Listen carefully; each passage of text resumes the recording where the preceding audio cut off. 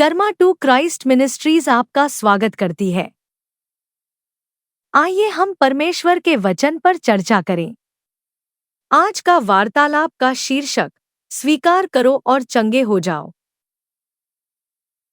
आज के बाइबल छंद है याकूब अध्याय 5 पद 13 से 16। यदि तुम में कोई दुखी हो तो वह प्रार्थना करे, यदि आनंदित हो तो वह स्तुति के भजन गाए। यदि तुम में कोई रोगी हो तो कलीसिया के प्राचीनों को बुलाए और वे प्रभु के नाम से उस पर तेल मलकर उसके लिए प्रार्थना करें। और विश्वास की प्रार्थना के द्वारा रोगी बच जाएगा और प्रभु उसको उठाकर खड़ा करेगा। और यदि उसने पाप भी किए हों तो उनकी भी क्षमा हो जाएगी। इसलिए तुम आपस में एक दूसरे के सामने अपने अपने पापों को मान लो और एक दूसरे के लिए प्रार्थना करो, जिससे चंगे हो जाओ। धर्मी जन की प्रार्थना के प्रभाव से बहुत कुछ हो सकता है। जब आपको सिरदर्द होता है तो आप सबसे पहले क्या करते हैं? हम में से ज्यादातर लोग गोली लेते हैं या कोई घरेलू उपाय करते हैं, पानी पीते हैं या अपने मंदिरों पर एक्यूप्रेशर लगाते हैं। लेकिन हम में से कितने लोग वास्तव में सबसे पहले प्रार्थना करते हैं और परमेश्वर से हमें पूरी तरह से ठीक करने के लिए कहते हैं? सिरदर्द आपके शरीर में किसी तरह के रासायनिक असंतुलन का संकेत है, लेकिन अगर यह लगातार बना रहे तो यह किसी और गंभीर बीमारी का संकेत भी हो सकता है। हमारा विश्वास हमारे शरीर में किसी भी तरह के सिरदर्द या शारीरिक समस्या को पूरी तरह से खत्म करने के लिए काफी शक्तिशाली है। जब हम किसी भी तरह के दुख का सामना कर रहे हों, तो परमेश्वर हमें प्रार्थना करते रहने का निर्देश देते हैं। जब हम खुश होते हैं तो भजन गाकर हम घोषणा करते हैं कि परमेश्वर ही है जिन्होंने हमें ठीक किया है, हमें हमारी सभी परेशानियों से मुक्त किया है और हम उन्हें सारी महिमा देते हैं।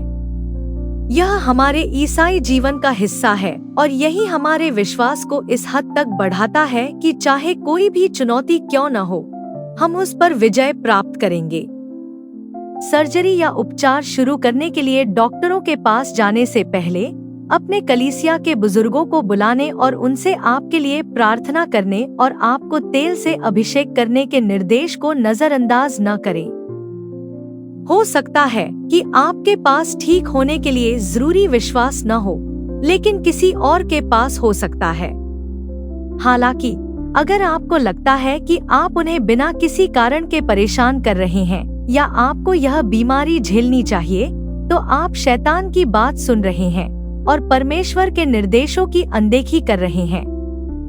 हो सकता है कि आप उनके सामने अपने पापों को स्वीकार करने में सहज न हों, खासकर अगर आप नेतृत्व की स्थिति में हैं। इसके बाद क्या होगा, इसकी चिंता न करें।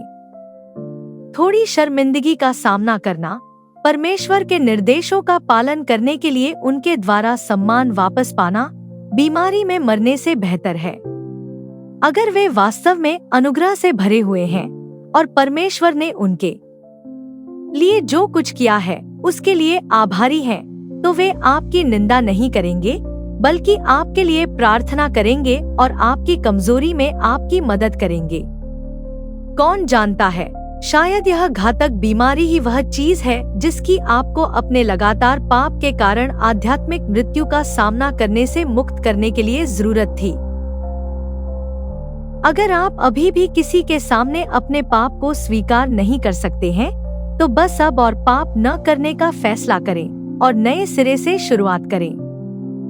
अगर आप धार्मिकता में चलते हैं, तो आपका विश्वास आपको ठीक करने के लिए पर्याप्त से अधिक है। आइए प्रार्थना करें। यीशु, आप ही टेढ़े मेढ़े रास्तों को सीधा करते हैं। पिता के इकलौते पुत्र, ईश्वर के दूत, हमें माफ करें कि जब हमें कोई समस्या होती है तो हम सबसे पहले आपके पास नहीं आते और आपके हाथ के बजाय मनुष्य के हाथ पर भरोसा करते हैं। हमें माफ करें कि हम अपनी चंगाई पाने के लिए विश्वास के साथ बड़ों के पास नहीं गए। हम आपसे प्रार्थना करते हैं कि आप हमें प्राचीनों के साथ अपनी समस्या और किसी भी छिपे हुए पाप को साझा करने का साहस दे जो हमारी बीमारी को जारी रहने दे सकता है।